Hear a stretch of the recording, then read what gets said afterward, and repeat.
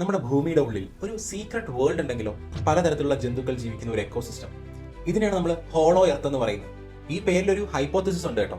അതായത് അതിനകത്ത് പറയുന്നത് ഈ ഒരു നമ്മുടെ ഭൂമിക്കകം എന്ന് പറയുന്നത് പൂർണ്ണമായിട്ടും ഒരു സോളിഡ് ഖര അവസ്ഥയിലല്ല, പകരം എംടി ആയിട്ടുള്ള പൊള്ളയായിട്ടുള്ള സ്പേസ് ഉണ്ടെന്നാണ്. അതിനകത്തൊരു സെപ്പറേറ്റ് വേൾഡ് ഉണ്ടെന്നും ഈ ഒരു ഹോളോ എർത്ത് ഹൈപ്പോത്തസിസിൽ പറയുന്നുണ്ട്.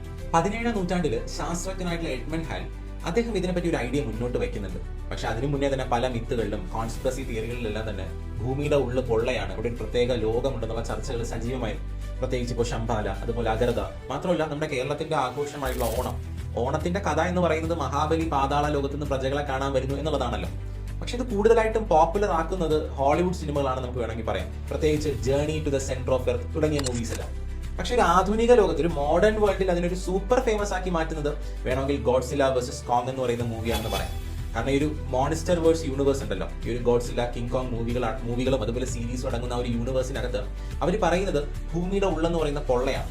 അവിടെ ഈ പ്രത്യേക ലോകമുണ്ട്, അവിടെ ഇൻവേർട്ടഡ് ഗ്രാവിറ്റിയാണ്. ആ ഒരു ഹോളോ എർത്തിനകത്താണ് ഈ ഒരു കിങ് കോങ്, അതുപോലെ ഗോഡ്സില്ല തുടങ്ങിയ പല ടൈറ്റൻസിന്റെ ഉത്ഭവമെന്നും ഈ ഒരു സിനിമ സീരീസുകൾ പറയുന്നുണ്ട്.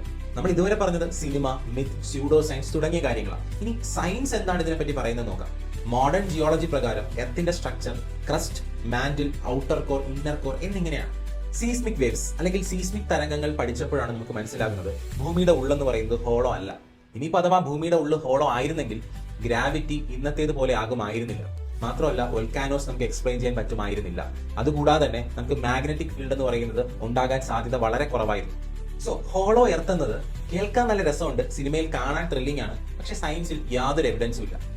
അടുത്ത വീഡിയോയിൽ നമുക്ക് ഹോളോ മൂൺ തിയറി നോക്കിയാലോ, ഈവൻ മോർ മിസ്റ്റീരിയസ്.